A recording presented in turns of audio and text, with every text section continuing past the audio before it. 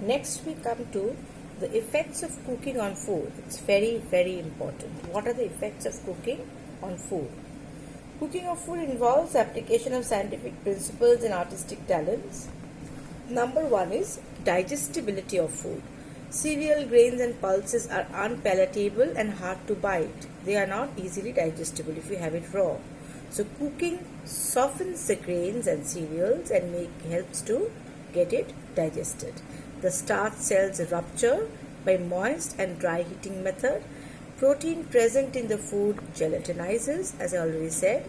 The digestive juices are available to act on the food and thus provides us with the necessary nutrients. Okay. Next, fats and oils should be cooked at a very high should not be cooked at a very high temperature for a longer duration.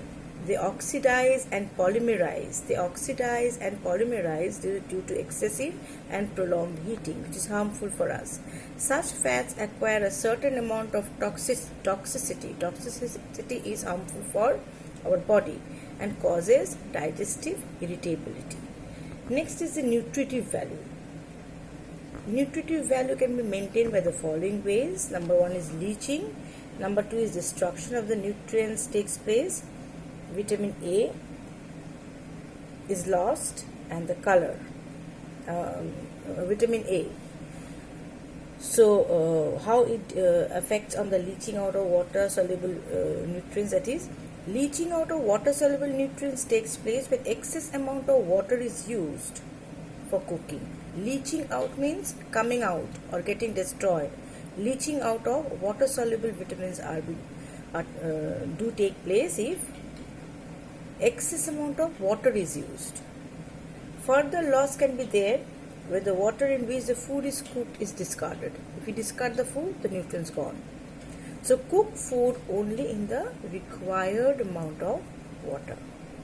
Next is destruction of nutrients takes place on account of using inappropriate cooking method. So use appropriate cooking method to retain the maximum nutrient value. Next is vitamin A is lost due to combined effect of heat and exposure to air. If heat and exposure to air is there combined together, vitamin A is lost. Vitamin C is heat liable. Hence cooking accounts for loss of vitamin C, because if heat is being given to vitamin C, it gets destroyed.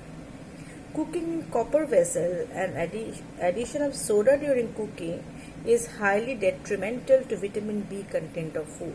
Now if you cook it in copper vessel and give a little bit of cooking soda also, it is very harmful for the B vitamins. Clear? Number 3 is color. How cooking affects on color. Color of fruits and vegetables is due to the pigment present in them, as you all know.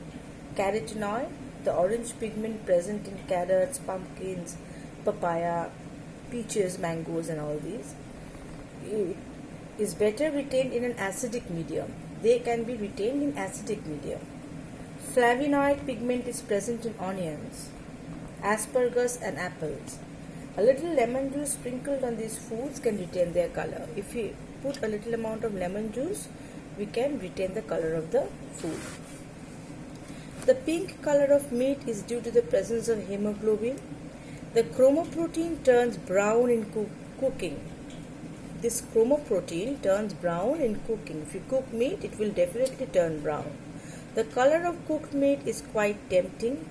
Bleaching agent are added to the dough to make bread white and appealing. Gluten and sugar. Gluten is a thing which is there, is a protein which is there in the wheat, which makes it sticky so that the dough is been made. Gluten and sugar present in dough forms a golden brown crust when the bread is baked, as you all know. When the slice is toasted, some of the carbohydrates turns into dextrose, as I already said, which is a midway product between the starch and the sugar. Hence a toast, besides having a tempting golden color, is also very easy to digest. Next is the texture. A palate is very sensitive to the texture of the food. It is a texture everyone does appreciate crunchy, crispy, soft, firm food finds acceptability in meals.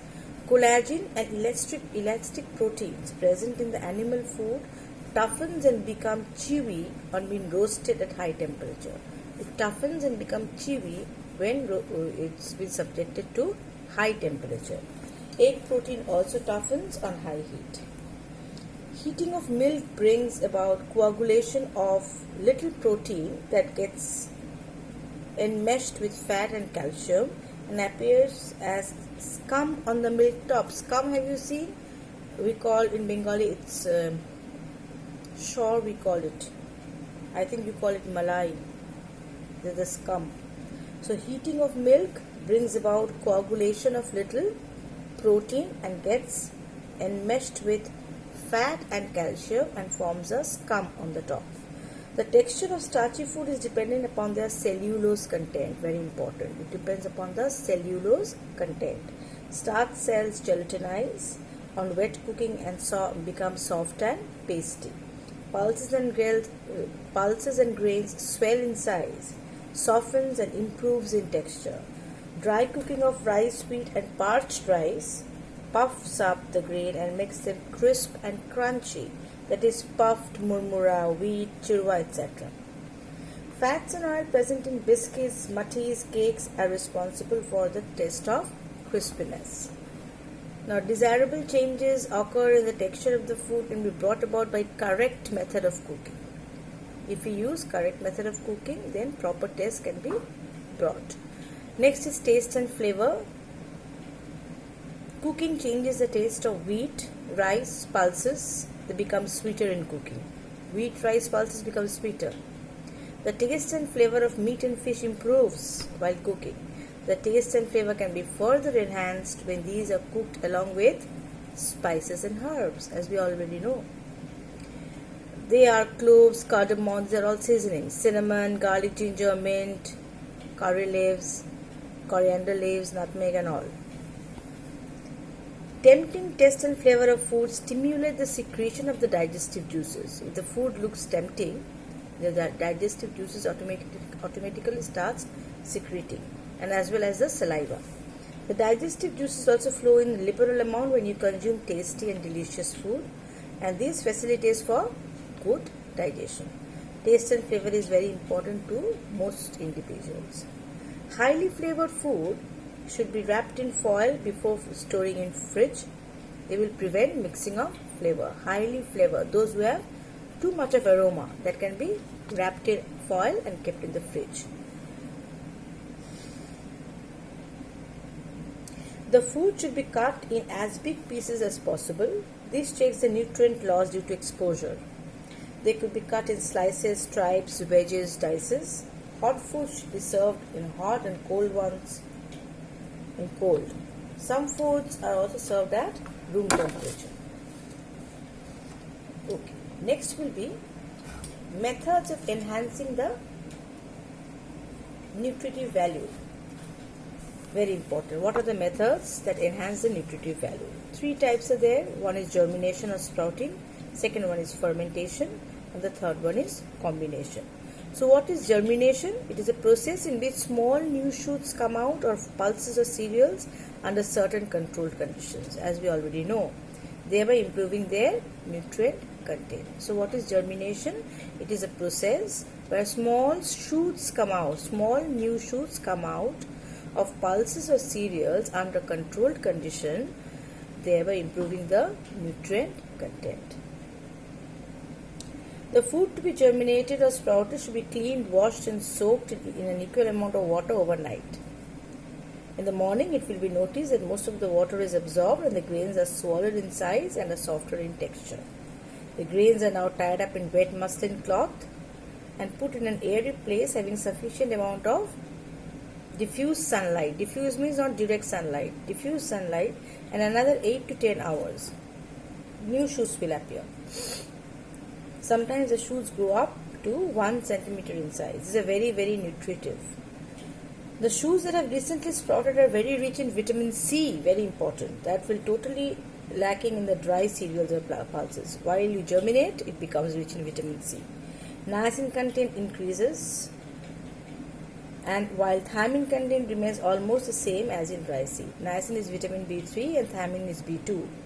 Iron is generally found in bound form and not easily get loosened and becomes easily available in the body. Sprouting changes the texture of the starch cell by rupturing their walls. They rupture the walls. In the initial stages of germination, the starch gets converted to sucrose. It's a carbohydrate, fructose and glucose. As germination proceeds, increasing quantities of maltose also appear. All are carbohydrates. These changes promote the digestibility of grains. The methi seeds lose their bitterness on germination, thus improving the taste. Next is fermentation. What is fermentation? It's a process in which naturally present microorganisms are allowed to bring about desirable physical and chemical changes by converting them into simpler and better form having increased nutrient availability. What is it? It is a process, it is a natural process where the naturally present microorganisms, some microorganisms are naturally present in food also, are allowed to bring about desirable changes, both physical and chemical, by converting them into simpler and better form having increased nutrient availability. The conversion of milk to curd, as you already know, is brought about by adding a little starter, a little amount of curd to warm milk.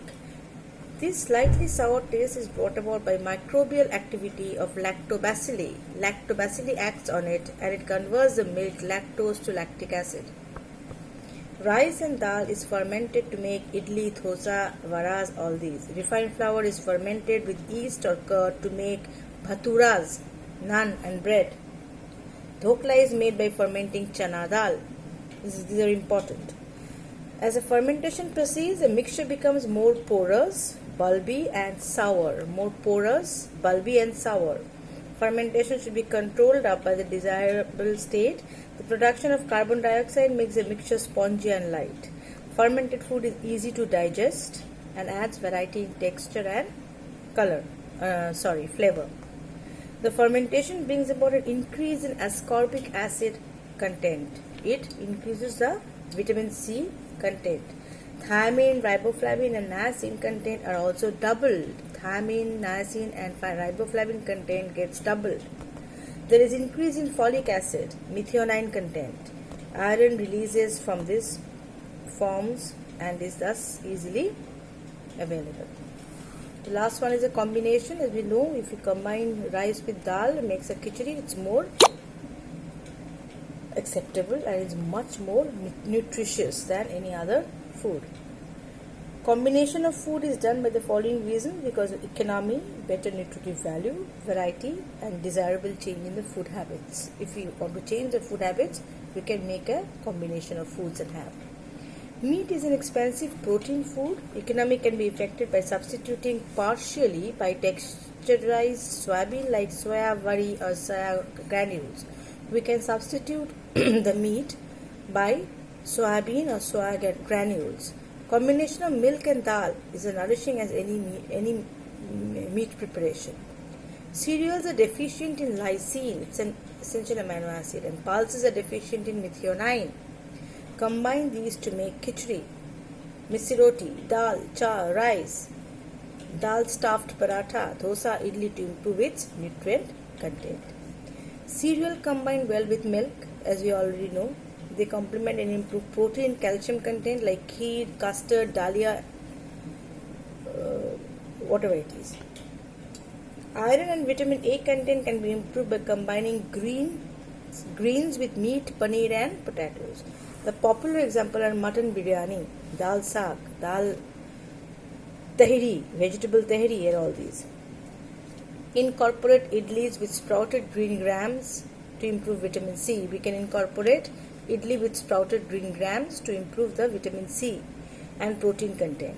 Other examples are meat, vegetable stew. In Bengal, cooking Panch Meshali dal, we call it in Bengal. It's quite popular. A vegetable called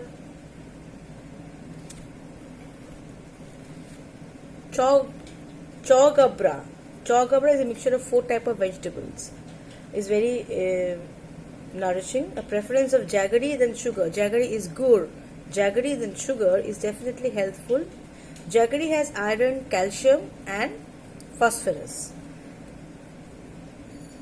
which is lacking in sugar. Jaggery has calcium, phosphorus, which is lacking in sugar. The chikki, that is gur with jaggery with peanuts, murmura, dal, churis are common examples of jaggery in combination with other foods. So till here for today. Next we'll be shifting in the next chapter in the next day. Thank you.